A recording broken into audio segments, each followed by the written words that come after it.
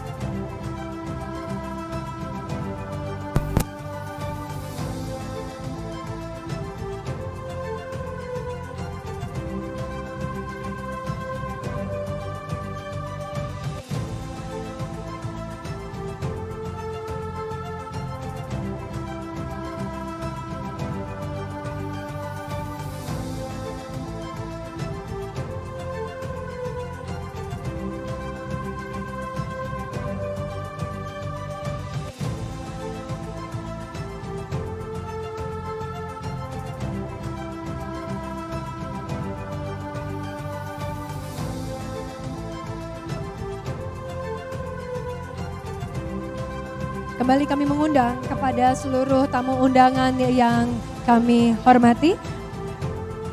Kami mohon untuk dapat segera memasuki ruangan. Acara diskusi panel akan segera dimulai.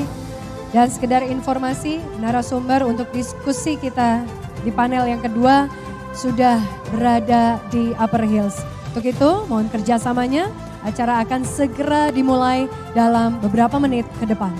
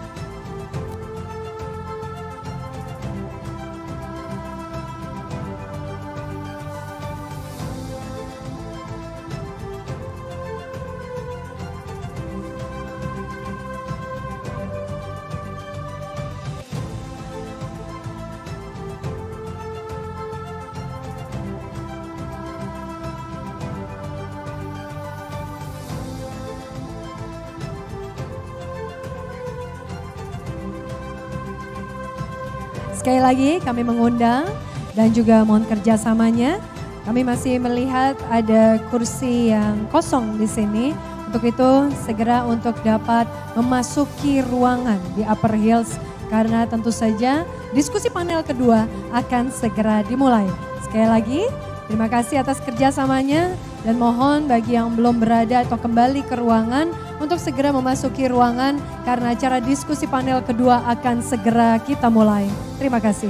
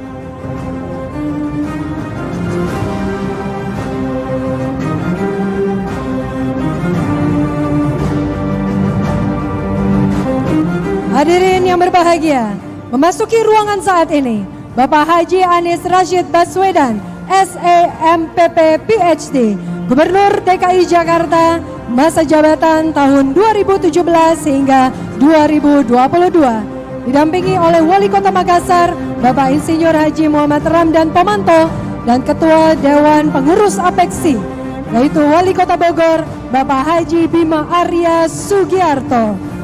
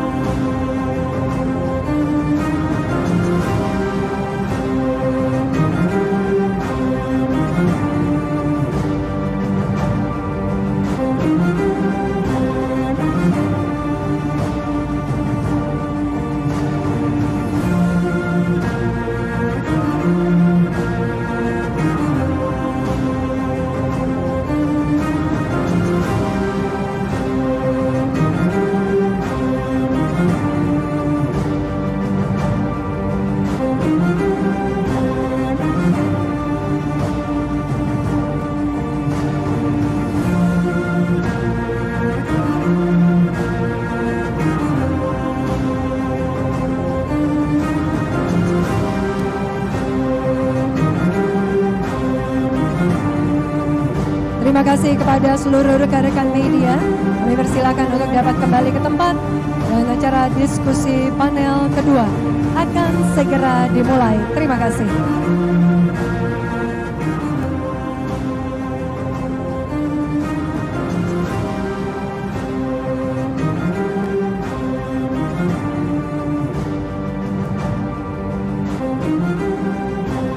Sekali lagi terima kasih kepada seluruh rekan media. Kami persilakan untuk dapat menempati tempat yang telah disediakan karena acara diskusi panel akan segera dimulai. Terima kasih.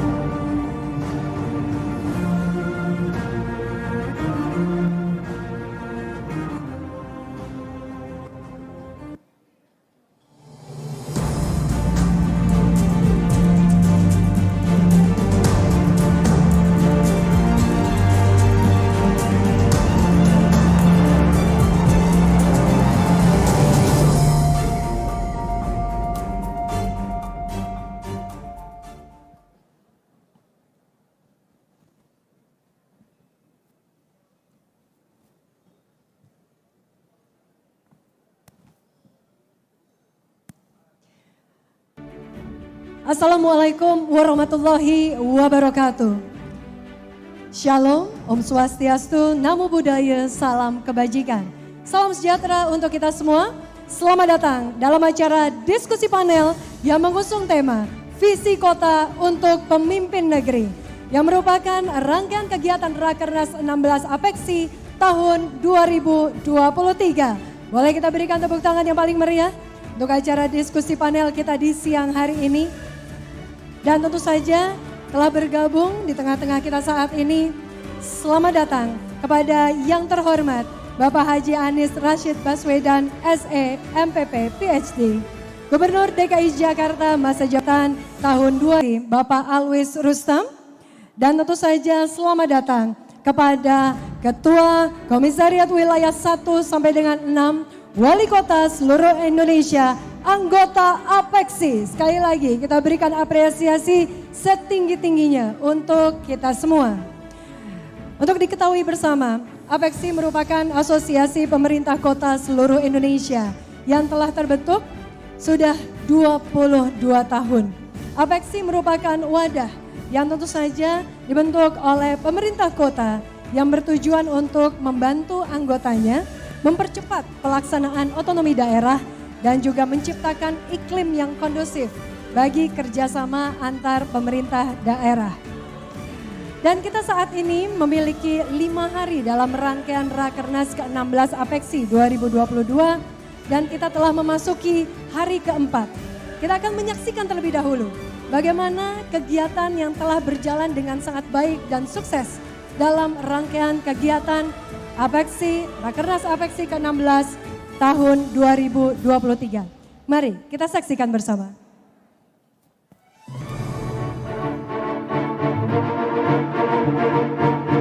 Apeksi! YCC!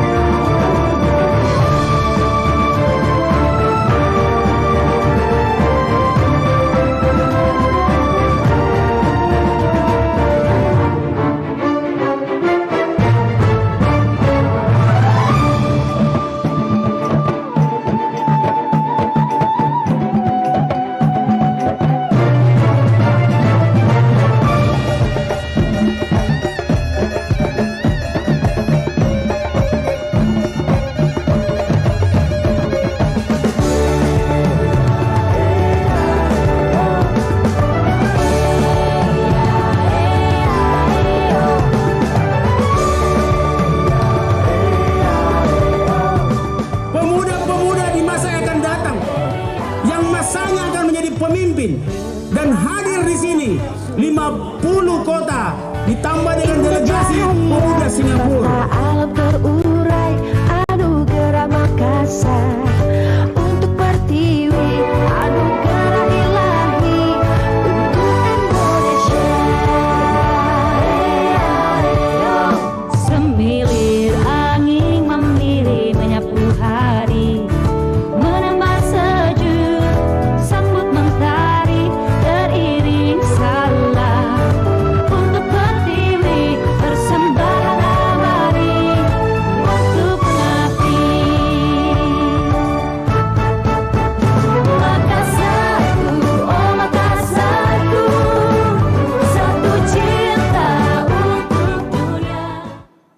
Telah kita saksikan bersama, boleh kita berikan tepuk tangan yang paling meriah tentu saja.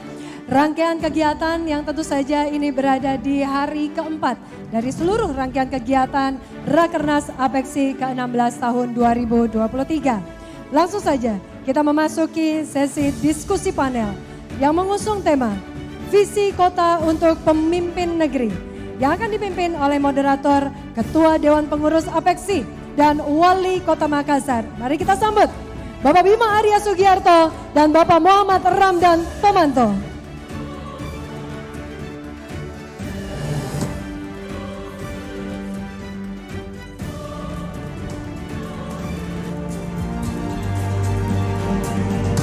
Bapak Ibu Wali Kota, ketika kami menghubungi, beliau masih di Tanah Suci.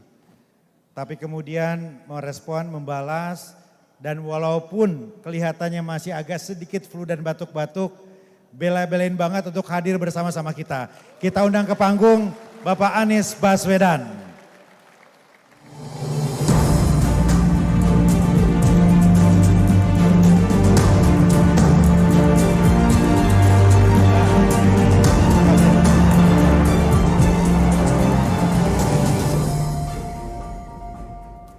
Sebelum beliau menyampaikan pemaparan beliau, izinkan saya menyampaikan profil beliau.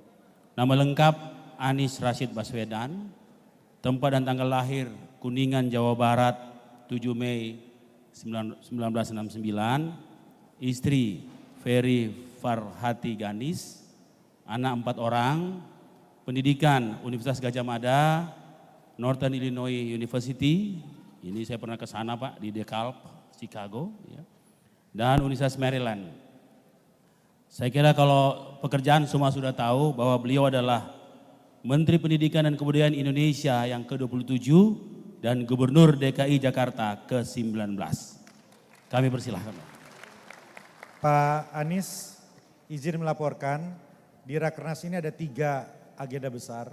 Yang pertama adalah konsistensi kami mengawal otonomi daerah.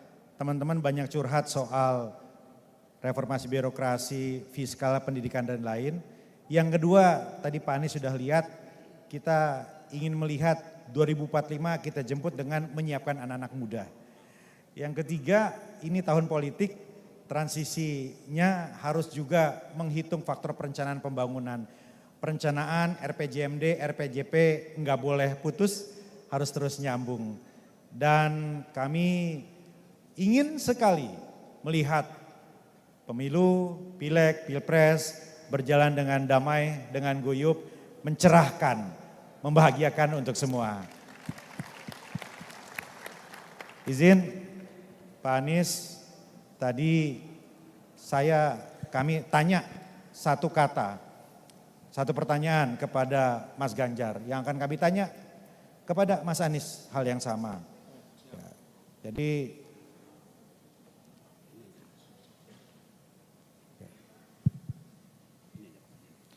ini Mas Anies ini rektor saya Bapak Ibu sekalian dulu. Jadi Pak Anies rektor, saya dosen.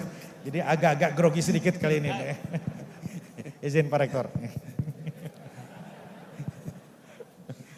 Saya Siap. rektor tapi yang ngarahkannya dosen.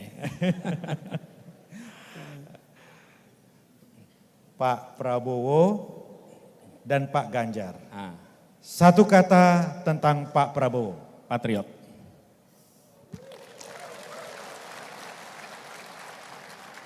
Satu kata tentang Pak Ganjar. Sahabat lama. Memang nggak bohong Mas Ganjar, sama-sama bilang sahabat ya. Terima kasih Bapak Ibu, Bapak Anies Baswedan. Terima kasih. Pak Bima yang saya hormati, Pak Dhani yang saya hormati, terima kasih. Bapak Ibu sekalian, izinkan saya memulai dengan menyampaikan Assalamualaikum warahmatullahi wabarakatuh. Semoga kita semua selalu dalam keberkahan Allah dan semoga pertemuan ini, perjumpaan ini memberikan manfaat bagi semua. Izinkan saya menyebut beberapa nama yang saya hormati, Gubernur Sulawesi Selatan atau mewakili, Ketua Dewan Pengurus Apeksi, kemudian juga Wali Kota Makassar, para wali kota atau perwakilan wali kota, para delegasi, dan seluruh peserta Rakernas yang saya muliakan. Pada kesempatan ini, izinkan kami menyampaikan terima kasih Pak Ketua atas kesempatan untuk berbagi yang menjadi gagasan bagi kami. Dan waktu saya dapat teks itu, teksnya sempat keselip karena ketika di Mekah, Madinah itu memang lebih banyak kegiatan domestik di sana. Lalu saya sampaikan beliau, insya Allah hadir. Cuma waktu itu beliau bilang tanggal 12, saya tibanya tanggal 12. Barangkali mesti jet lag, gak taunya ternyata 13. Alhamdulillah jadi bisa sampai ke tempat ini dan jumpa dengan semuanya. Lalu terkait dengan kota, ini Bapak Ibu semua di sini adalah para wali kota, para pengelola kota. Jadi kalau berbicara tentang kota, saya rasa Bapak Ibu semua sudah sangat menguasai. Saya tidak ingin menggarami air laut. Ini semuanya para ahli di sini. Semua ahlinya bukan ahli teori, tapi mengerti bagaimana operasionalisasinya. Jadi dalam kesempatan ini saya ingin menyampaikan yang menjadi gagasan. Bagaimana kota di depan, apa problematikanya. Dan kami ketika mendapat tugas mengelola Jakarta, pada waktu itu kami selalu sampaikan ada 3 level di dalam manajemen pengelolaan kebijakan publik. 1, gagasan, diturunkan dalam bentuk narasi supaya bisa dipahami oleh semua, sehingga visi itu diketahui secara sama, simetris oleh semua. Lalu ketiga adalah eksekusi, karya. Karena itu ketika menjadi 3 kata, katanya adalah gagasan, narasi, karya. Tidak ada karya tanpa gagasan, tidak ada karya tanpa narasi.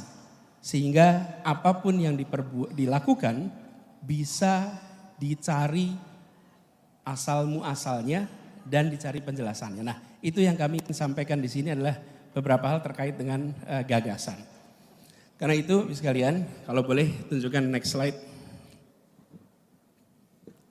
Ini gagasan awal yang kami bawa sama-sama di dalam perencanaan Indonesia ke depan. Ini peta Indonesia, potret Indonesia di malam hari. Apa yang menarik Bapak Ibu sekalian di sini? Mohon maaf kalau boleh pinjam apa sih namanya nih? Laser pointer. Bapak Ibu sekalian kalau boleh perhatikan di layar ini potret Indonesia di malam hari. Tapi sebenarnya yang lebih menarik di potret ini, saya rasa layarnya ada banyak. Ini adalah potret kota-kota di Indonesia. Oke. Nah, ketika lihat kota-kota di Indonesia, Bapak sekalian, inilah wajah ketimpangan yang ada.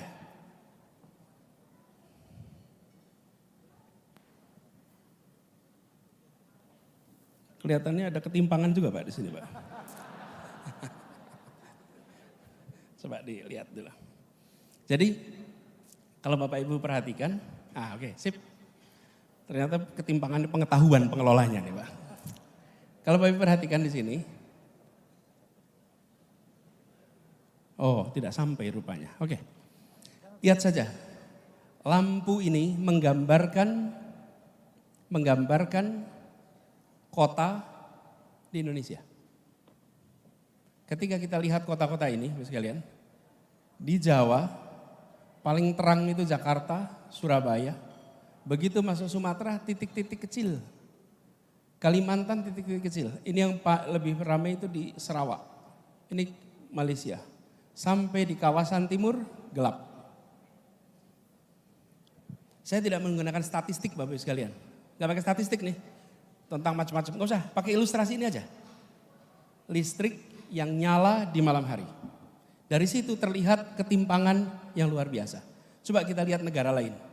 Kanan bawah India. India itu kalau ditanya kompleks. Ya, jumlah penduduknya 1,3 miliar. Lebih banyak dari kita. Tapi lihat ketika di malam hari. Terdapat distribusi yang relatif merata.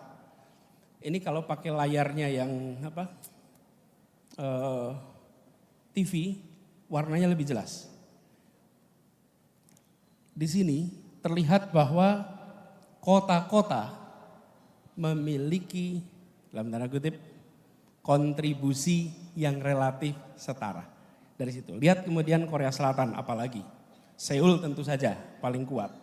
Nah, jadi visi yang kita ingin tawarkan ke depan, kita ingin di malam hari seluruh kota di Republik Indonesia terlihat menyala terang dari udara. Itu kira-kira. Menyala terang tuh. Jadi jangan sampai kota-kota ini gelap. Kalau gelap itu perekonomiannya tuh rendah, kontribusinya rendah. Dan tentu saja PLN ini harus nyiapin suplainya. Barangkali pas dipotret pas biarpet juga bukan? Kan Bapak Ibu rutin mengalami masalah seperti itu. Bapak Ibu sekalian, Indonesia adalah sebuah negara yang dikenal sebagai negara agraris dan maritim. Tetapi sejak 2009 lebih banyak penduduk tinggal di kota daripada di desa. Sejak 2009.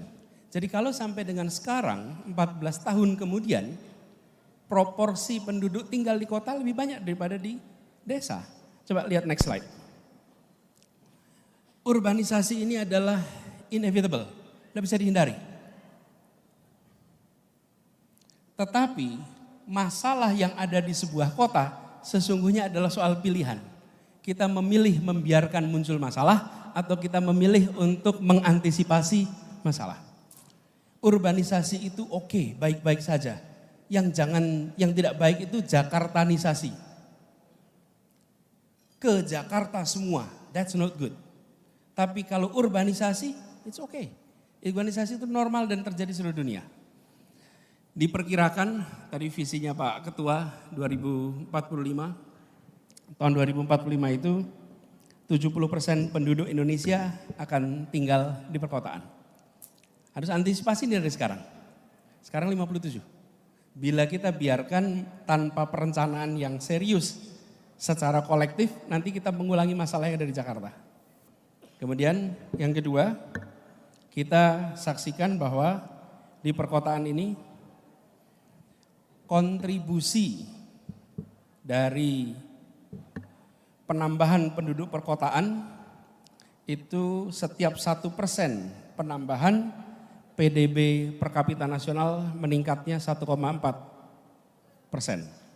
Sementara di negara-negara Asia lainnya tambah 1% penduduk urban itu meningkat PDB sampai 3%. Artinya kota-kota kita belum menjadi kota yang produktif secara ekonomi. Lalu kita punya masalah lingkungan hidup. Dan dari semua kota di Indonesia hanya 8 kota yang memiliki kualitas udara yang baik. Hanya 8 dari semua. This is no good. Lalu kita menyaksikan bahwa 30 juta penduduk di perkotaan itu tinggal di pemukiman yang tidak layak. Ini fakta juga. Dan yang kelima, kita melihat kesenjangan sosial yang tinggi di perkotaan. Dulu saya menginisiasi program pengiriman guru-guru ke pelosok tanah air. Tanah air nih. Di pelosok-pelosok di Sulawesi ada, di Nusa Tenggara, di mana-mana. Karena adanya ketimpangan itu. Lalu ketika saya mendapatkan tugas menjadi calon gubernur, saya berkeliling Jakarta. Seperti juga Bapak Ibu kalau pilkada harus keliling. Pada saat keliling itu, saya justru menemukan bahwa kemiskinan ekstrim itu adanya tidak di pelosok yang jauh sana, tapi kemiskinan ekstrim itu adanya justru di pusat pemerintahan, di pusat negara kita, di Jakarta. Yang ekstrim miskin di situ, yang ekstrim kaya juga di situ. Jadi ketimpangan-ketimpangan di kota-kota kita, itu ketimpangan yang harus dibereskan agak awal. Nah, kami melihat permasalahannya ada pada pertumbuhan yang tidak berkeadilan. Saya menggunakan contoh Jakarta Bapak Ibu sekalian, bukan tempat lain. Jakarta ini, Bapak Ibu sekalian, kalau kita lihat tata ruangnya itu berkembang tanpa dikendalikan dengan sebuah visi tentang pergerakan penduduk. Ini wajah Jakarta sejak tahun 72 sampai 2012. Sekarang lebih luas lagi di luar Jakarta. Kalau dalam Jakartanya tidak banyak berubah. Dan di Jakarta itu sekalian tinggal 8% tanah ruang terbuka, 92% tertutup. Kami merasakan apa yang kita lihat di Jakarta adalah fenomena yang bisa terjadi di kota-kota lain beberapa dekade yang akan datang. Karena itu kami memandang sebaiknya jangan mengulang problematika yang dilewati beberapa dekade di Jakarta dan kota besar lainnya, tapi mulai dari sekarang kita tata agar kota-kota kita ketika nantinya menjadi kota yang besar, dia menjadi kota yang layak huni. Berikutnya, saya ingin menunjukkan salah satu masalah juga yang dihadapi di kota-kota kita di Jakarta, di Indonesia. Pertama adalah soal kemandirian fiskal. Saya rasa Bapak Ibu semua merasakan soal kemandirian fiskal. Ini menurut laporan dari Kementerian Keuangan bahwa 60 atau 70% kota kita itu belum mandiri. 29% mandiri dan hanya 2% yang mandiri. Ini mandiri itu artinya PAD mampu membiayai lebih dari sebagian besar belanja daerah. Ini harus kita selesaikan sama-sama. Tidak bisa terus-menerus kota berada dalam posisi tidak mandiri. Jadi kalau ditanya ke depan seperti apa, kita ingin kota-kota di Indonesia menjadi kota yang mandiri. Yang kedua adalah ketimpangan APBD kota. Kalau Bapak Ibu perhatikan, Jakarta ini APBD-nya 77 triliun. Kota kedua lebih besar, Surabaya 9,5. Lalu Semarang 2,4, lalu turun semuanya. Ini harus jadi perhatian kita supaya pemerintah kota memiliki kemampuan fiskal yang lebih tinggi agar mereka bisa menyelesaikan PR-PR masalah urban dan visi membangun urban yang sehat. Ditambah kalau saya cek, kita semua ini punya beban administrasi laporan yang luar biasa. Menurut catatan kami ada 259 laporan administratif yang harus diselesaikan dan menyita energi ASN kita. Ini harus dilakukan simplifikasi atas persoalan ini. Jadi, bagaimana ke depan? Kalau boleh kami berbagi apa yang menjadi visinya, kami melihat pertama, kota harus bisa mempercepat pemenuhan layanan dasar. Apa itu layanan dasar?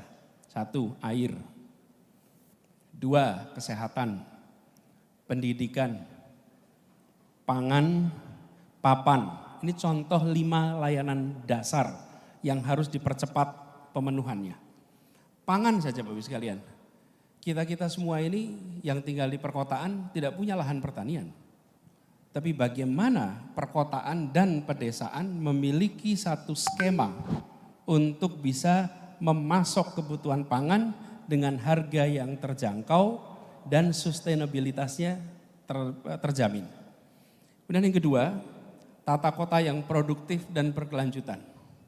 Produktif ini artinya di kota ini efisien, aktivitas perekonomiannya tidak terhambat oleh faktor mobilitas, tidak terhambat oleh faktor-faktor sosial ekonomi lainnya. Kemudian kita melihat perlunya mewujudkan interkonektivitas antar daerah. Di mana itu daerah? Di dalam kotanya dan antara kota dengan wilayah-wilayah yang berada di sekitarnya. Karena dalam prakteknya kota-kota kita di seluruh Indonesia itu menjadi kota jasa yang memfasilitasi kabupaten-kabupaten yang berada di sekitarnya. Lalu yang keempat adalah menjadikan kolaborasi sebagai praktek di perkotaan. Kenapa kolaborasi ini praktek baik di perkotaan? Karena begini Bapak sekalian, kota itu tempat berkumpulnya masalah, tapi juga kota itu tempat bertumpulnya solusi, tempat berkumpulnya talent. Kalau tanya di mana lokasi orang-orang terdidik, kebanyakan di perkotaan. Di mana lokasi think tank di perkotaan, di mana lokasi NGO di perkotaan. Nah sayang kalau mengelola kota itu hanya dikerjakan oleh pemerintah kota saja. bila tidak memanfaatkan institusi-institusi ini. Sama perguruan tinggi, di mana lokasinya? Di perkotaan. Karena itulah kolaborasi kami memandang sebagai kewajaran baru. Ini tadi kami berikan catatan, karena kita perhatikan salah satu, next soal pendidikan, salah satu faktor yang membuat kawasan perkotaan itu bergerak lebih cepat adalah ketika kualitas pendidikan dan kualitas manusia di daerah itu makin hari makin baik. Ini salah satu indikator saja. Kita melihat pemerataan perguruan tinggi kurang. Pemerataan perguruan tinggi ini tersentralkan di Jawa, apalagi di Jawa bagian barat. Di Jawa Barat itu ada 388 perguruan tinggi, di Jakarta saja 276, di Jawa Tengah 250, di Jawa Timur 341. Ini menyedot talent dari seluruh Indonesia. Untuk dapat pendidikan tinggi tersedot, sekali mereka tersedot jauh dari kotanya, dari wilayah asalnya, potensi kembali itu lebih rendah. Karena itu kami melihat ini penting. Yang berikutnya, kota bukan hanya soal ekonomi saja. Kota adalah tempat berkumpulnya keragaman, tempat majunya kebudayaan. Jangan sampai kota semata-mata dipandang sebagai kegiatan ekonomi, tapi kegiatan budaya, kegiatan seni tidak muncul. Dan kami melihat kota-kota adalah tempat di mana terobosan inovasi di bidang-bidang kebudayaan menjadi penting. Karena itu kami merasa perlu di dalam pembangunan kota ke depan bukan hanya aspek ekonominya, tapi aspek kebudayaan itu menjadi fokus perhatian. Ini soal kotanya. Lalu saya ingin sedikit bahas soal kota dan wilayah sekitarnya.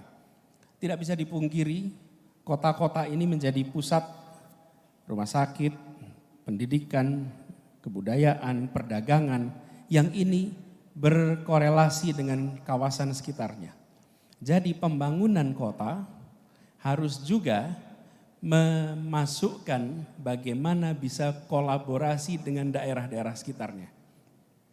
Kami di Jakarta itu punya ketergantungan pangan yang luar biasa.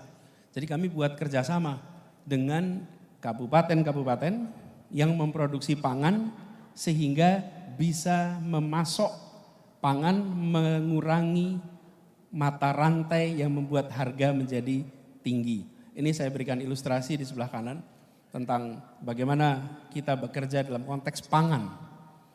Jakarta membeli beras langsung dari kabupaten. Contohnya misalnya di Cilacap atau di Ngawi. Maka kami kerjasama dengan Gapoktan, kontrak 5 tahun. Yang mengontrak siapa? BUMD kita. Kontrak 5 tahun, apa yang terjadi dengan adanya kontrak 5 tahun? Gapoktan punya akses pada kredit karena dia ada kontrak dengan kita. Melakukan mekanisasi pertanian, melakukan terobosan-terobosan dengan menggunakan kontrak 5 tahun itu. Dari sisi kami dapat beras dengan lebih murah. Dari sisi mereka dapat gabah dengan harga yang lebih tinggi. Dan itu kita kerjakan dengan berbagai kabupaten kota di seluruh Indonesia. Termasuk di sini Sawah Lunto. Ada Sawah Lunto di sini ya. Ada Sawah Lunto juga. Kita kerjakan beras dengan kota-kota ini. Nah, artinya kota secara serius dirancang untuk bekerja sama di aspek-aspek yang menjadi kebutuhannya dengan daerah sekitarnya. Jadi Bapak sekalian, kami melihat ada 4 prinsip untuk kota di masa depan: layak huni, asri, adil, maju. Kira-kira 4 itu yang kita ingin lakukan ke depan. Layak huni artinya airnya bersih, baik, kemudian papannya tersedia, tempat tinggalnya tersedia dengan layak, kemudian lingkungan hidupnya baik. Adil artinya ada kesetaraan kesempatan dari mulai pendidikan, kesehatan, sampai dengan kegiatan keagamaan. Maju dalam artian kita terus menerus membuat kota kita kota yang memfasilitasi modernisasi di kota ini. Ini gambarnya JIS, tapi nggak ada rumputnya di sini Pak. Jadi nggak kelihatan di rumputnya di sini Pak. Nah, untuk itu semua kami melihat ada 6 rute untuk ke sana. akselerasi yang tadi saya katakan. Yang kedua, transportasi umum sebagai moda utama. Yang ketiga, pemerataan perguruan tinggi. Yang keempat, relasi urban dan rural yang saling menguatkan. Yang kelima, minimalisasi beban administrasi pelaporan dari Pemda. Yang keenam, pemerintah pusat harus menjadi pemercepat kolaborasi antar daerah. Ini 6 hal yang kami rasa perlu kita kerjakan untuk kota-kota Indonesia di masa yang akan datang. Sebagai catatan saja yang terkait dengan transportasi umum Bapak Ibu sekalian, ini perlu secara serius dipikirkan dari sekarang, jangan sampai seperti Jakarta. Kami di Jakarta berpuluh tahun menggunakan pendekatan namanya car oriented development. Pembangunan berbasis mobil atau berbasis kendaraan darat. Ke depan kota-kota harus membangun berdasarkan transit oriented development, berdasarkan kendaraan umum. Apa implikasinya? Seperti contoh Pak. Kami di Jakarta ini kalau mengizinkan bangunan itu boleh dibuat tinggi kalau jalannya lebar. Makin lebar jalannya, makin tinggi izin bangunannya. Makin sempit jalannya, makin pendek bangunannya. Kira-kira prinsipnya seperti itu. Jadi kalau jalannya seperti Gatot Subroto atau Jenderal Sudirman, gedungnya menjadi tinggi-tinggi karena jalannya lebar. Ini transit oriented. Ini car oriented. Apa yang terjadi dengan konsep itu? Kita siapkan jalur-jalur keluar kota. Lalu yang muncul problem apa? Kita tidak bisa membangun bangunan yang tinggi. Karena bangunan yang tinggi adalah di pinggir jalan dan bangunan tinggi di pinggir jalan harganya mahal. Apa yang terjadi kemudian? Penduduk kota itu bergeser keluar, mencari tanah yang lebih murah, mencari rumah yang lebih terjangkau. Lalu pemerintah menyiapkan jalan tol keluar. Jadi masuk keluar kotanya dimulai dari tata ruang yang berdasarkan pada jalan, memaksa penduduk pindah keluar supaya harganya terjangkau. Pemerintah menyiapkan jalanan untuk mereka masuk menggunakan mobil. Efeknya kemacetan yang luar biasa. Ke depan, alhamdulillah Jakarta sudah diubah. Peraturan RDTR sudah diluluskan persis berapa bulan sebelum saya selesai tugas karena panjang prosesnya. Tahun 2022 kemarin, sekarang menjadi transit oriented. Apa artinya? Bila di situ ada stasiun, maka 800 meter radius dari stasiun atau dari terminal, maka di situ bisa dibangun bangunan yang tinggi. KLB-nya itu sampai 12. Dan bila kemudian 1,2 kilometer, KLB-nya lebih rendah tapi cukup tinggi. Konsekuensinya apa? Nanti 5-10 tahun ke depan Bapak Ibu akan melihat pertumbuhan bangunan-bangunan tinggi di sekitar kawasan terminal dan kawasan stasiun. Yang lebih menarik yang kita ingin harapkan adalah penduduk yang kemarin terlempar keluar karena tidak mampu menjangkau rumah di Jakarta, mereka akan berbondong-bondong masuk kembali ke Jakarta dan menggunakan kendaraan umum bukan kendaraan pribadi. Jadi kami melihat problematika ini jangan sampai berulang di kota-kota besar atau menuju besar lain di seluruh Indonesia. Terakhir, nah untuk melakukan perubahan itu Bapak Ibu sekalian, kami inginnya kolaboratif. Kami tidak ingin mengerjakan itu sendirian. Jadi kami merasa sudah cukup pendekatan. Orang pusat mengatakan 1, 2, 3, 4, 5, lalu daerah mengerjakan. Tidak, sudah saatnya pusat lebih banyak mendengarkan kepada daerah. Udah harusnya begitu. Yang tahu siapa? Lah yang tahu Bapak Ibu semua kok. Dan tidak mungkin kebijakan itu simetrik, tidak mungkin. Tidak mungkin kebijakan simetrik di semua tempat sama, impossible. Setiap tempat memiliki kekhasan yang perlu solusi yang berbeda. Karena itu saya mengajak kepada Apexi ini Pak Bima, untuk nyusun sama-sama, itu visinya tadi. Tapi untuk melaksanakan visinya, yuk kita kerja bareng-bareng di sini.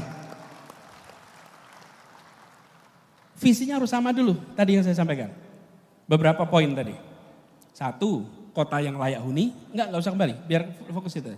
Layak huni, asri, adil, maju. Itu kita melakukan itu. Untuk itu, saya minta kepada Bapak-Ibu sekalian, bantu kami rumuskan apa hal yang harus diteruskan dari kebijakan sekarang. Yang kedua, apa yang harus dikoreksi dari kebijakan sekarang. Yang ketiga, apa yang harus dihentikan dari kebijakan yang ada sekarang. Dan yang keempat, apa hal baru yang harus kita buat sama-sama supaya visi itu bisa terjadi. Jadi kami tidak ingin model top down lagi. That's enough. Republik ini dibangun dengan semangat gotong royong. Dan kita sudah saatnya meneruskan pembangunan ke depan dengan semangat gotong royong juga. Jangan sendirian. Dan kita akan ketemu begitu sampai yang harus diteruskan. Bapak Ibu lebih tahu. Unsurnya apa? Ini 4 hal. Unsurnya regulasi.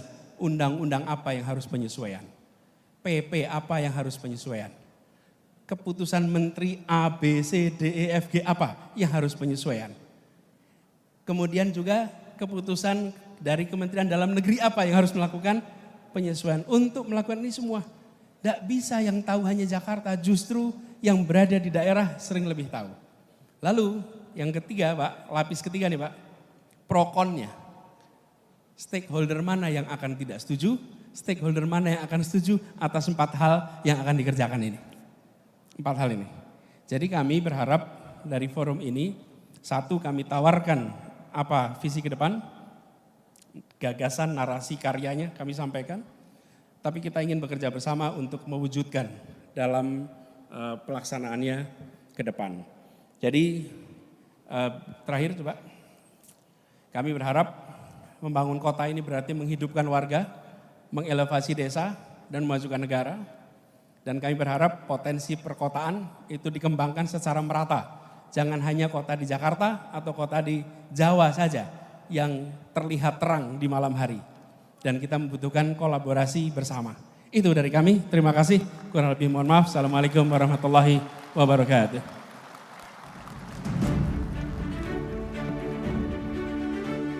Terima kasih Pak Anies. Sekali lagi Bapak Ibu tepuk tangan untuk Pak Anies Baswedan. Mengawali dengan analogi cahaya lampu untuk Indonesia terang di masa depan. Pak Anies, Apexi itu ada 6 komisariat. Ada 6 ketua, 6 kepengurusan, dan kami sudah menyepakati kalau dibuka pertanyaan pasti yang angkat tangan banyak sekali, waktunya nggak cukup.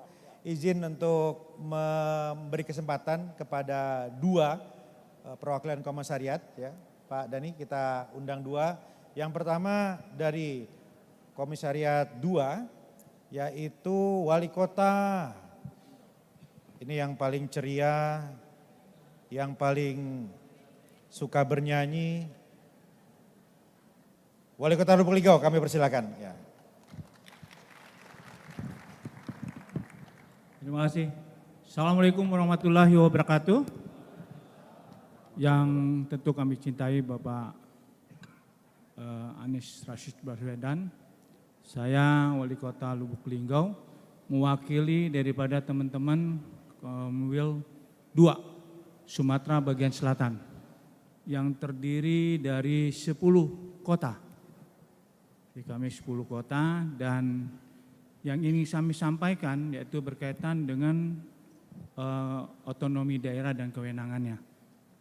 Juga lebih konkretnya tadi sudah disinggung oleh Bung Bima berkaitan dengan fiskal, ya, kepegawaian, dan juga pendidikan, Pak. Yang kita ketahui bahwa kewenangan pendidikan sekolah menengah atas ini sudah diambil alih sama provinsi. Nah, kemudian zonasi, dan selanjutnya juga yang berkaitan dengan tuntutan sebagai besar daerah yang ingin otonomi baru, Pak. Jadi daerah otonomi baru, DOB, ya sekarang bagaimana tantangan Bapak dalam menjawab ini? Terima kasih. Terima kasih. Yang pertama dari Pak Wali Lubuk Linggau adalah kewenangan dalam bidang pendidikan. Pak Anies pasti sangat memahami, ya. Khusus soal, ya, karena kami ini harus menerima kenyataan tidak bisa masuk ke wilayah SMA. Gitu. Masalahnya SMA, ya. Keluhannya sama wali kota Pak, ya. Ya, bukan sama gubernur. Yang kedua, pembentukan daerah baru, Pak Anies. Ya, banyak keinginan untuk membentuk wilayah-wilayah baru, tapi kan ada moratorium. Jadi apakah kalau ada takdirnya Pak Anies memimpin, apakah akan membuka moratorium itu atau bagaimana? Ya, Kira-kira terima begitu. kasih, Pak. Ya. Terima kasih. Terima kasih. Assalamualaikum. Terima kasih. Untuk berikutnya dari Komisariat 4 kami persilakan Wali Kota Mojokerto.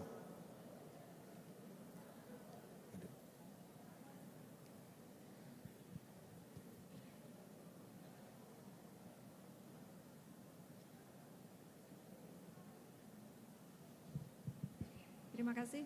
Assalamualaikum warahmatullahi wabarakatuh. Izin Pak Anies, saya mewakili rekan-rekan wali kota Komwil 4, ada 13 kota dari Jawa Timur, Bali, dan Nusa Tenggara.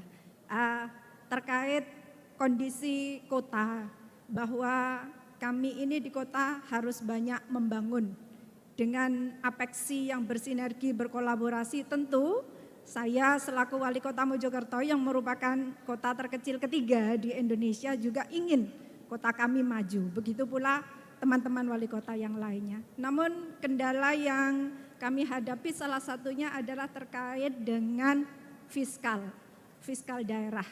Kami memang didorong bagaimana setiap daerah itu memiliki kemandirian fiskal. Dari anggota Komwil 4 ini mungkin baru kota Surabaya yang memiliki kemandirian fiskal daerah di atas 50%. Namun di sisi berbeda kami melihat anggaran atau fiskal di kementerian ini kan cukup besar, cukup tinggi. Sehingga ada ketimpangan atau kesenjangan terkait fiskal di kementerian dengan di daerah. Padahal kami ingin daerah kami ini maju, kami bisa membangun segala sarana prasarana infrastruktur termasuk yang tadi layanan dasar untuk memenuhi kebutuhan masyarakat kami di daerah. Nah, bagaimana tantangan tersebut bisa dijawab jika ke depannya dari gagasan Pak Anies yang disampaikan ini kalau ditakdirkan bisa menjadi presiden berikutnya. Terima kasih. Assalamualaikum warahmatullahi wabarakatuh. Terima kasih Bu Wali. Pak Anies, kami persilakan. Terima kasih. Pertama terkait dengan SMA, Bapak sekalian. Ini dialami juga di level provinsi, Bapak sekalian. Terkait dengan universitas. Jadi banyak provinsi-provinsi juga yang dalam situasi perlu terlibat di dalam urusan perguruan tinggi dan memiliki kapasitas, tapi kewenangannya diberikan kepada pusat. Jadi ini adalah salah satu aspek dari, coba dikembalikan ke slide 4 tadi. 4 hal tadi. Jadi Bapak sekalian, kami menawarkan yang perubahan itu, ini mohon menjadi perhatian, termasuk di bidang pendidikan. Jadi pendidikan, kesehatan, ini terbuka untuk kita review sama-sama, mana yang paling tepat untuk kita kerjakan bagi kebutuhan kita di daerah. Jadi terkait dengan SMA, terkait dengan, karena gini, SD sampai SMP itu berada di kabupaten, kota, kemudian SMA di provinsi. Bagi kota yang menjadi ibu kota provinsi, barangkali itu mudah. Tapi kota yang jauh dari ibu kota provinsi, setiap kali ada permasalahan, ujungnya mereka semua datangnya ke wali kota. Jadi saya rasa ini concern yang valid. Bahkan dulu ada beberapa wali kota yang menggugat ke MK terkait dengan ini ketika undang-undangnya dibuat. Jadi kami melihat ini salah satu materi yang perlu kita review sama-sama supaya wali kota bisa menjalankan tugasnya dengan lebih baik di kotanya masing-masing. Oke ini Pak. Kemudian penambahan daerah baru, sekarang ada moratorium. Bapak sekalian, di sini kita harus bijak. Kenapa bijak Bapak sekalian? Kami melihat ada kebutuhan konkret tentang pemekaran atau pembentukan daerah otonomi baru. Kenapa? Karena secara teknokratik sulit sekali bagi daerah itu untuk bisa melayani seluruh penduduknya dengan ukuran yang sekarang dimiliki. Saya beri contoh, Kabupaten Bogor. Kabupaten Bogor itu penduduknya 5 jutaan, betul ya Pak Bima, 5 jutaan? Kemudian wilayahnya sangat luas, itu setara dengan Sumatera Barat, dikelola oleh satu bupati. Ini secara teknokratik memang sulit untuk bisa dikendalikan dalam satu kabupaten. Jadi Bapak sekalian, saya melihat bila alasannya adalah karena secara teknokratik itu dibutuhkan, go ahead. Yang jangan adalah bila politik lokal yang dominan. Grup ini merasa tidak bisa, lalu dia harus membuat wilayah baru. Nah ini yang harus dikelola nih. Kalau alasannya lebih banyak alasan politik Bapak sekalian, nanti gak akan pernah selesai. Nanti wilayah kita akan dibagi-bagi terus, nggak akan ada habisnya. Tapi kalau alasannya teknokratik, karena kebutuhan untuk melayani masyarakat, maka ini harus bisa dilaksanakan. Jadi kata kuncinya apa? Teknokratik. Teknokratik, teknokratik, teknokratik. Dan kalau alasan teknokratik bisa disampaikan dan dipertanggungjawabkan. Lalu Bu Wali Kota Mojokerto yang saya hormati, tentang kekuatan fiskal, ya ini juga salah satu concern kami Pak. Dari awal tadi saya sampaikan, kemandirian kota itu sangat rendah. Kota harus bisa memiliki porsi fiskal yang lebih besar sehingga bisa melayani kebutuhan itu. Nah uniknya Bapak Ibu, di pemerintah pusat sampai dengan hari ini belum ada badan yang mengurusin perkotaan. Pedesaan sudah, perkotaan tidak. Bahkan kementerian ngurusin perkotaan pun tidak ada. Tidak ada yang menyatakan standarnya nih.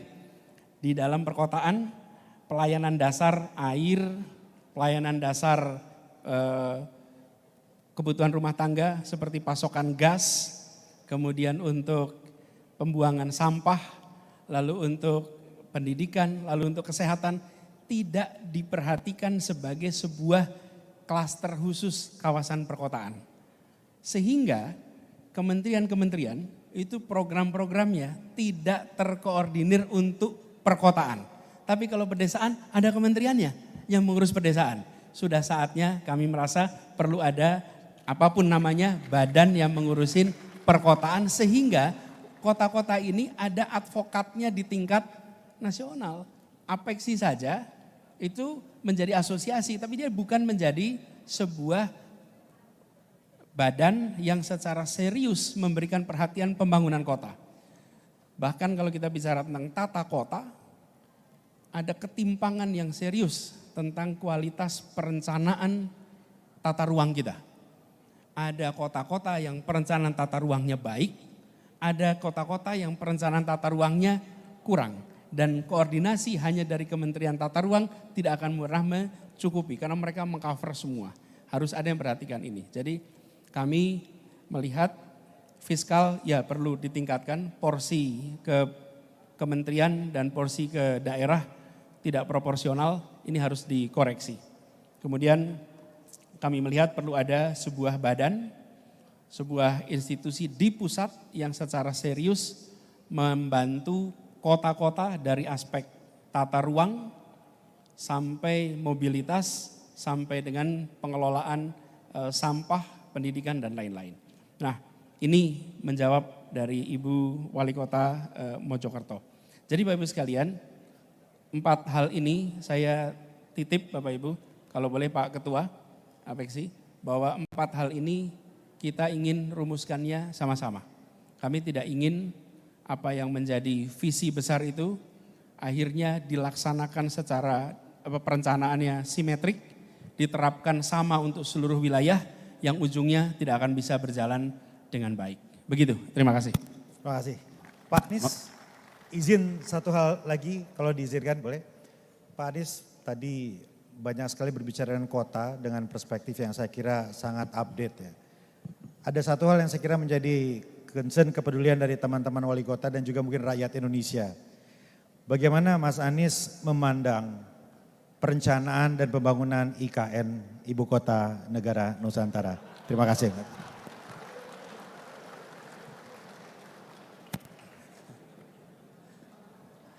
Ini yang bakal jadi headline besok. Padahal kita mau bicara kota lebih luas gitu. Bapak Ibu semua, kita adalah orang-orang yang dipilih secara politik melalui proses pilkada. Dan di dalam Bapak Ibu mengelola program, Bapak Ibu pernah tentu merasakan sesuatu yang direncanakan dengan baik, memiliki dasar yang kuat, dia tidak perlu otot politik untuk bisa dilaksanakan.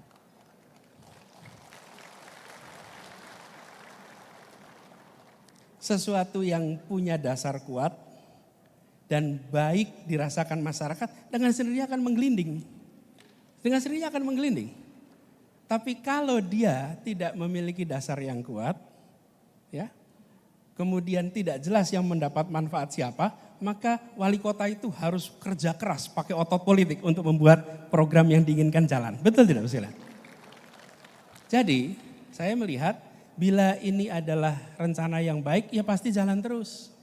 Pasti jalan terus. Tapi bila ini ada masalah, saya juga kadang-kadang heran, kenapa sering ditanyakan ya? Apa ada masalah ya sebetulnya gitu? Loh iya kan? Kok saya tidak ditanyain bagaimana dengan pangan murah, betul nggak? Bagaimana dengan subsidi BBM? Loh itu kok nggak pernah ditanyakan gitu? Tapi kok ini selalu ditanyakan ya gitu? Apa sebenarnya dalam alam bawah sadar kita ada pertanyaan ya sesungguhnya gitu? Cukup sampai di situ jawaban saya. Izin Pak Anies, artinya teman-teman di wali kota kemarin sepakat untuk mengusulkan undang-undang kota. Bapak setuju atau tidak, Pak? Jangankan soal undang-undang, badannya saja kita tidak punya sekarang.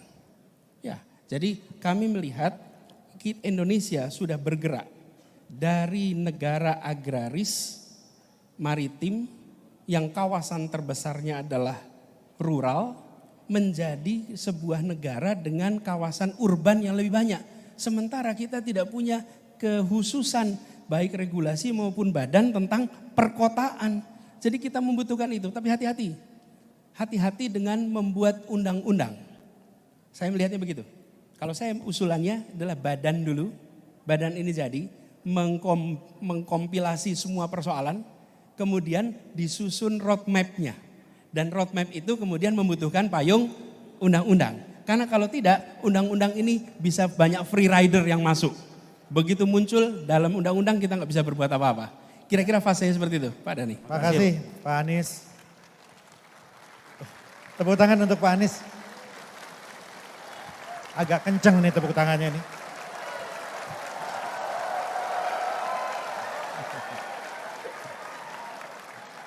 Pak Anies, ini ada 4 materi kebijakan yang diteruskan, yang dikoreksi, yang dihentikan, dan apa yang baru dibuat atau harus dibuat. Izin menyampaikan 4 itu sudah disusun oleh teman-teman semua Pak Anies. Seluruh komisariat wilayah telah memikirkan 4 hal itu dan ini diserahkan untuk menjadi bahan kampanye Pak Anies bisa juga. Karena rasanya ada di situ semua.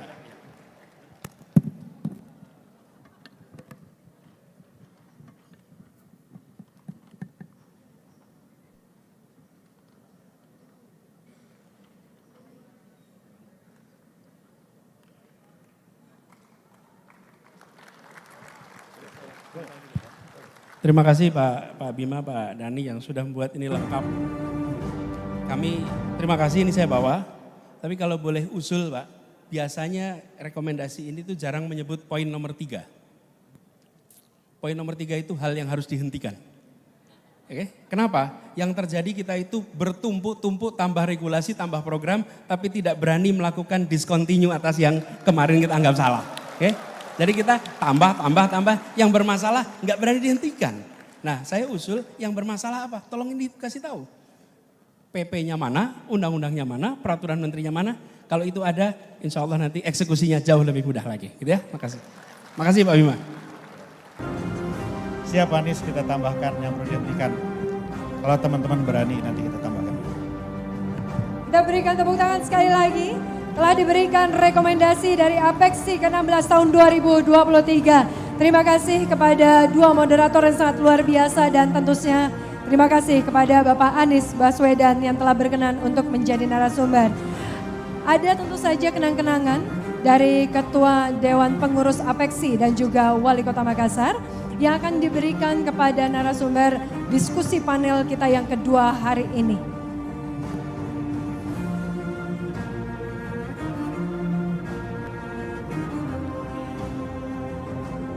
Mohon izin boleh agak maju di depan. Betul sekali, saat ini adalah diberikan sebuah kenang-kenangan dari Apexi dan juga Wali Kota Makassar untuk narasumber kita hari ini di diskusi panel yang kedua, Bapak Anies Baswedan. Kita berikan tepuk tangan yang paling meriah dan selanjutnya kita akan melakukan sesi foto bersama. Kami mengundang dengan hormat kepada seluruh anggota Apexi yaitu Ketua Komwil 1 sampai dengan 6. Wali Kota seluruh Indonesia, anggota Apexi untuk bisa naik ke atas panggung. Kita akan melakukan 2 sesi foto.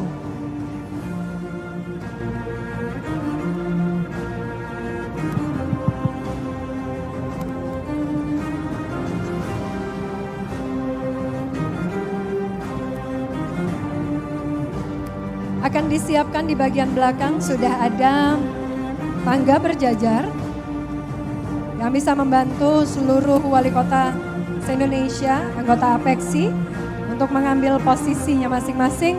Saya akan bantu pandu untuk 2 kali sesi foto.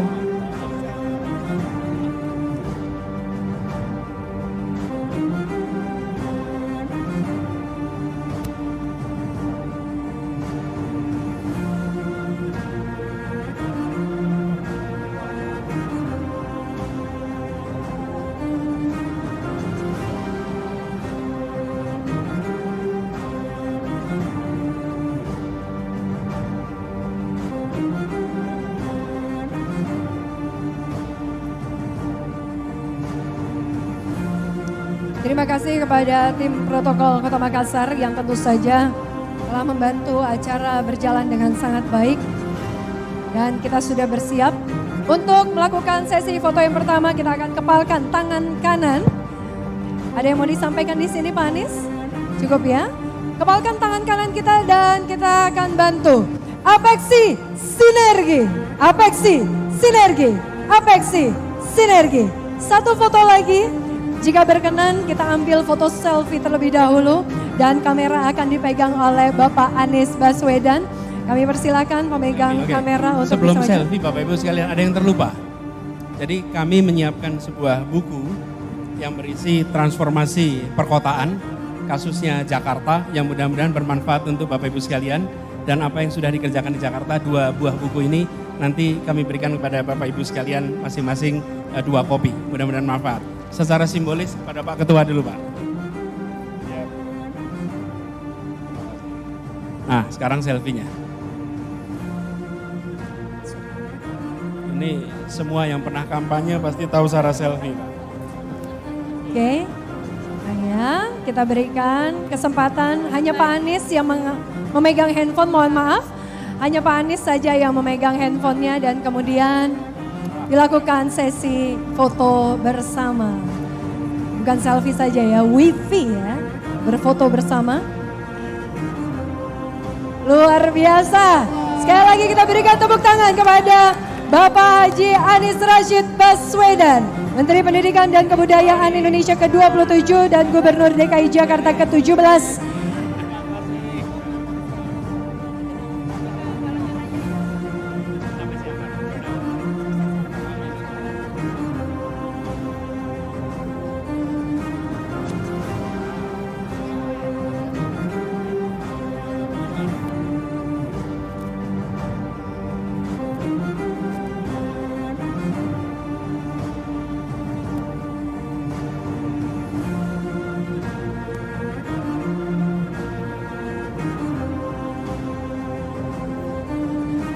Luar biasa, kita masih memiliki diskusi panel yang ketiga. Untuk itu kita ucapkan terima kasih kepada narasumber diskusi panel kedua, Bapak Haji Anies Rashid Baswedan, Gubernur DKI Jakarta ke-17 dan Menteri Pendidikan dan Kebudayaan Indonesia ke-27. Sekali lagi boleh kita berikan tepuk tangan yang paling meriah. Segera kita akan memasuki diskusi panel yang ketiga. Untuk itu mohon berkenan dapat memberikan langkah kepada Bapak Anies Baswedan karena akan memiliki agenda berikutnya. Kami persilahkan pada Bapak Anies Baswedan untuk bisa melaju ke agenda selanjutnya.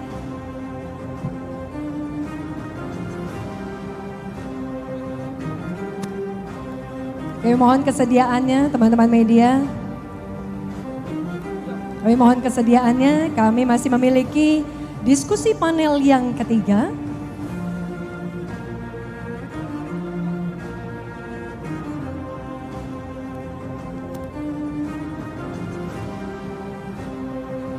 Terima kasih sekali lagi kita berikan kesempatan Bapak Anies Rashid Baswedan untuk bisa melakukan agenda kegiatan berikutnya.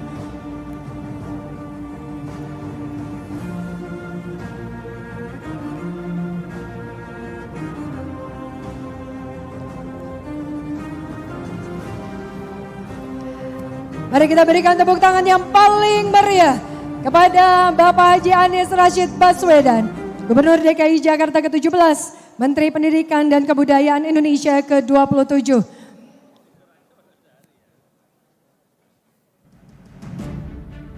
Kita segera bersiap untuk memasuki diskusi panel yang ketiga. Untuk itu mohon berkenan Bapak Ibu Wali Kota tidak meninggalkan ruangan, kembali ke tempat duduk yang telah kami sediakan. Kita akan segera memasuki diskusi panel kita yang ketiga.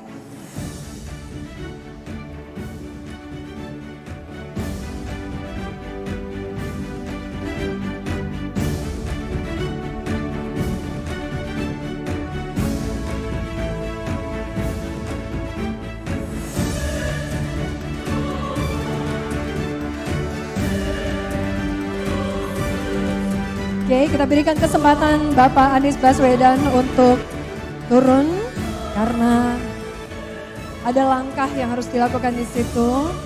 Mohon berhati-hati Bapak dan Ibu.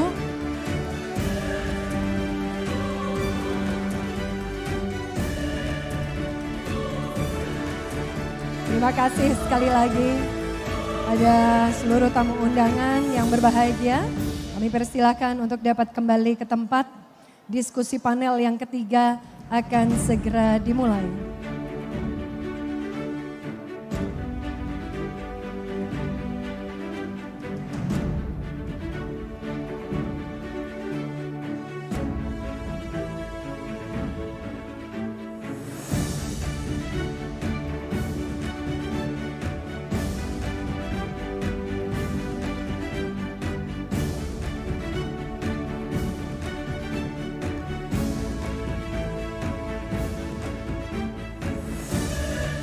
Terima kasih sekali lagi kepada narasumber kita di diskusi panel yang kedua. Mohon diberikan jalan untuk Bapak Anies Baswedan karena masih ada agenda berikutnya yang akan dijalankan oleh beliau. Dan kita akan segera memasuki diskusi panel yang ketiga.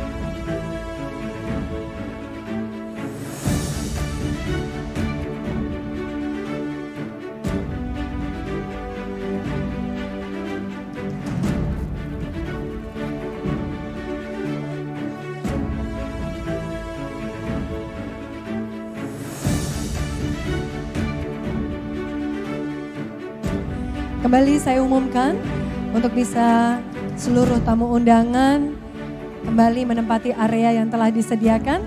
Diskusi panel kita yang ketiga akan segera dimulai. Sekali lagi kami persilahkan kepada seluruh tamu undangan untuk kembali menempati tempat duduk yang telah disediakan. Karena diskusi panel ketiga akan segera dimulai. Terima kasih.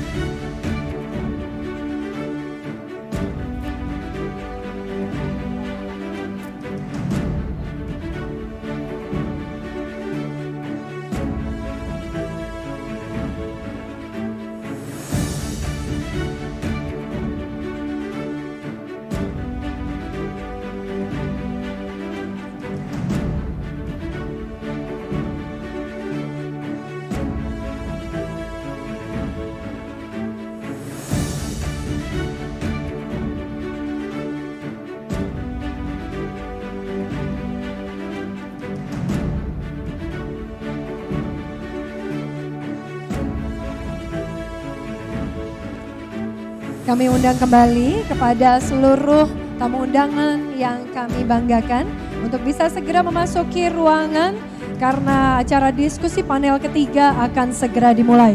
Sekali lagi kami persilakan kepada seluruh undangan untuk bisa segera menempati tempat duduk yang telah disediakan karena acara diskusi panel ketiga akan segera dimulai. Terima kasih.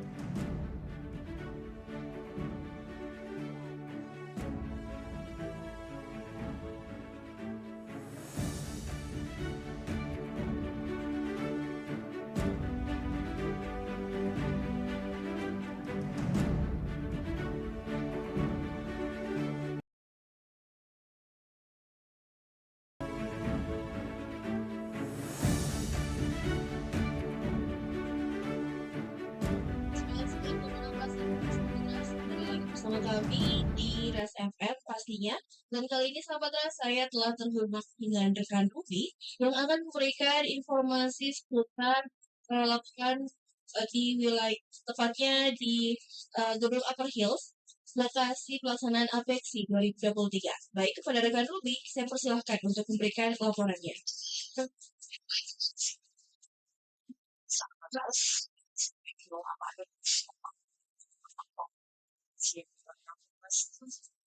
Masih tanggal sampai hari ini masih terus pada hari dua ini berlangsung maksimal dan ada pada hari 2 dan hari 4 dan berlangsung itu Makassar kemarin dan hari ini digelar dan pagi tadi sudah digelar rapat pleno dan kita penyampaian dan paparan dari Gubernur Jawa Tengah Ganjar Pranowo yang beberapa pemaparan terkait dengan tema pada oleh Partai Nasdem yaitu Anies Rashid Baswedan baru saja turun dari podium dan terlihat Anies mengenakan baju batik berwarna emas ditambah dengan menggunakan pasaku yang berwarna merah dan kita tahu bahwa pasaku yang dikenakan Anies Baswedan dipasangkan langsung oleh Wali Kota Makassar Bapak Muhammad Iqbal. Nah, sahabat Ras, dapat kami sampaikan juga bahwa pasaku yang digunakan oleh Anies Baswedan ini mengarah ke arah kanan dan itu artinya adalah awan kalau di wilayah Sulawesi Selatan atau Kota Makassar. Selain itu sahabat Ras, dapat kami sampaikan juga bahwa beberapa hal yang tadi sempat disampaikan oleh Anies Baswedan pada pemaparannya yaitu kewenangan pendidikan, terus ada beberapa kendala fiskal, beberapa daerah yang memang ada sedikit ketimpangan dan pembentukan wilayah baru. Tadi juga sempat disinggung soal IKN, yaitu Ibu Negara Baru, yang menurut Anies Baswedan itu tidak ada kendala sebenarnya, tetapi ketika sesuatu yang direncanakan dengan baik itu berlangsung dengan baik, apalagi yang punya dasar kuat tak akan tergelinding.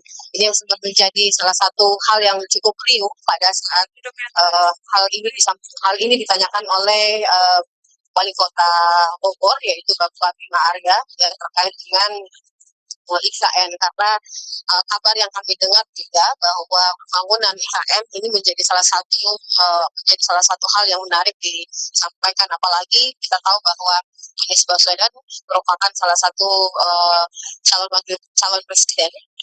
presiden dari Partai Nasdem yang kita tahu juga bahwa sedikit berseberangan ya dalam tanda kutip yang bisa kami sampaikan kepada sahabat Ras. Nah, menurut Anies Baswedan bahwa pembangunan IKN cukup diplomatis jawabannya ya, seperti yang saya katakan tadi bahwa sesuatu yang tidak direncanakan dengan baik akan pelaksanaan dengan baik, apalagi punya dasar kuat tidak akan gelinding.